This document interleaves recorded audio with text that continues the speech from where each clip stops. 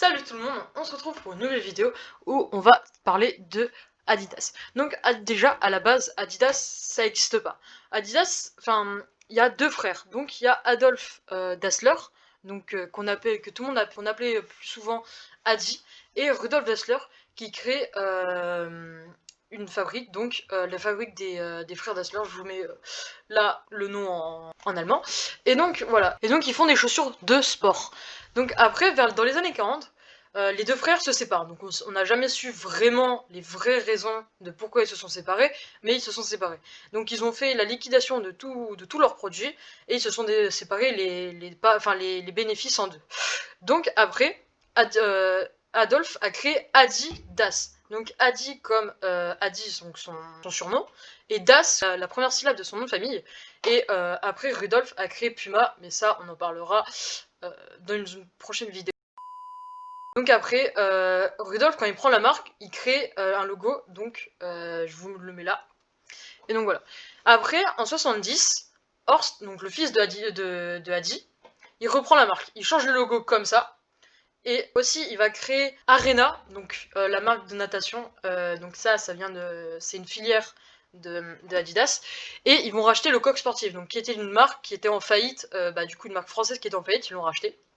Mais malheureusement, en 90, la marque, elle est au bord du gouffre. Donc et donc, vu qu'il y avait des querelles un peu dans la famille Dassler, ils décident de vendre la marque.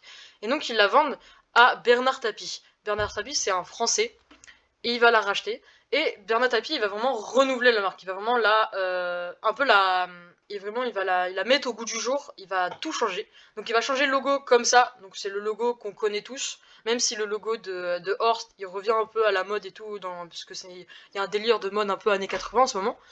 Mais donc il met le logo comme ça, délocalise la plupart des usines qui étaient en Allemagne, il les délocalise en Chine pour que ça coûte moins cher, ça paraît logique. En 2006, Adidas va racheter Reebok à 3,1 milliards de dollars. Mais aussi, Adidas a des zones d'ombre où tout s'est bien passé. Comme par exemple, plus récemment, en fait, Adidas et Jeremy Scott, donc c'est un styliste donc qui ressemble à ça, ils ont fait une collab, donc ils ont fait plusieurs paires, et ils ont fait une paire, donc celle-là. Donc si je me trompe pas, c'est la JS Roundhouse Mid. Donc en fait c'est une chaîne comme ça, enfin c'est une chaussure agrémentée de menottes en caoutchouc, donc jaune. Mais et donc en fait ils ont publié cette photo pour dire qu'ils allaient bientôt la sortir sur leur Facebook, mais ça a fait réagir tout le monde. Alors tout le monde a crié au racisme, et en fait tout le monde a dit que que c'était raciste parce que ça représentait la chaîne qu'avaient les esclaves aux pieds. Donc après Adidas pour étouffer la polémique, parce que vas-y ils avaient pas envie d'avoir une polémique comme ça sur le dos.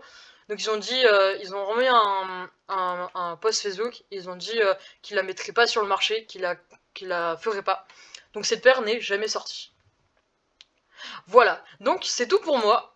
J'espère que cette petite vidéo vous aura plu. Donc voilà, je fais ce nouveau format, j'espère que ça vous plaît. Si vous voulez, vous pouvez me dire des noms de marques que vous voulez que je fasse. Donc ça me ferait extrêmement plaisir, donc voilà. Et puis voilà, n'hésitez pas à lâcher votre pouce bleu, votre abonnement et bien entendu la cloche de notification. C'est tout pour moi, à la semaine prochaine!